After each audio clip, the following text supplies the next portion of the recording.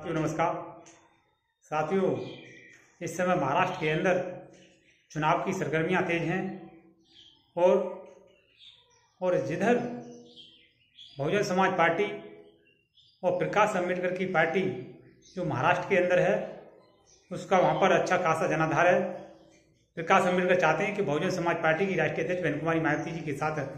गठबंधन हो और महाराष्ट्र के अंदर गठबंधन के साथ प्रकाश अम्बेडकर और मायावती के गठबंधन के साथ आने वाले विधानसभा में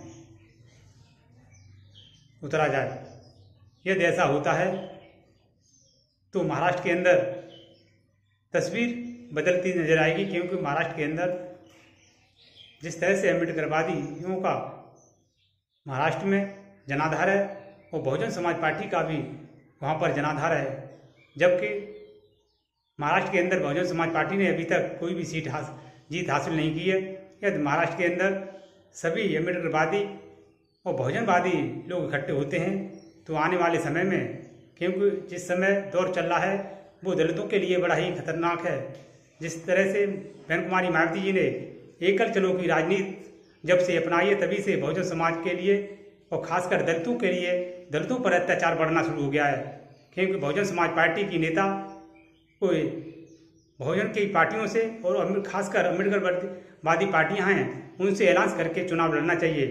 यदि ऐसा नहीं होता है तो आने वाले समय में अम्बेडकरवादियों के लिए नहीं पूरे बहुजन समाज के लिए बहुत बड़ा नुकसान हो सकता है। जिस तरह से हरियाणा के अंदर बहुजन समाज पार्टी को हार का सामना करना पड़ा है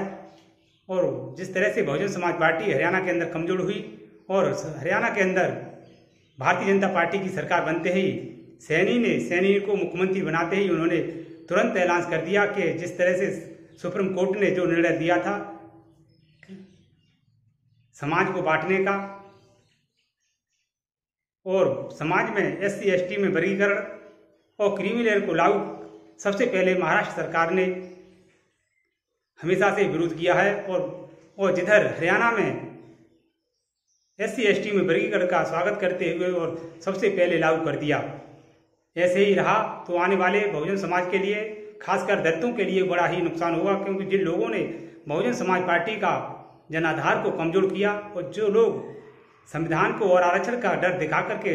दलितों का वोट ले लिया, जिसमें खासकर राहुल गांधी और समाजवादी पार्टी के राष्ट्रीय अध्यक्ष अखिलेश यादव ने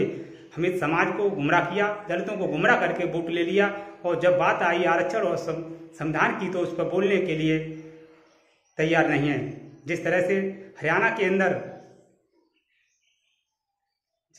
दलितों के साथ जो किया जा रहा है उसमें कांग्रेस पार्टी को उस पर बोलना चाहिए। कांग्रेस पार्टी के जितने भी SC के दलित चिमचे हैं कांग्रेस के अंदर वो भी कुछ बोलने के लिए तैयार नहीं है, जबकि बहुजन समाज पार्टी के खिलाफ तो हमेशा से कांग्रेस के जितने भी दलित नेता हैं हमेशा से बोलते रहते हैं राहुल गांधी के बचाव में रहकर, जबकि उनके साथ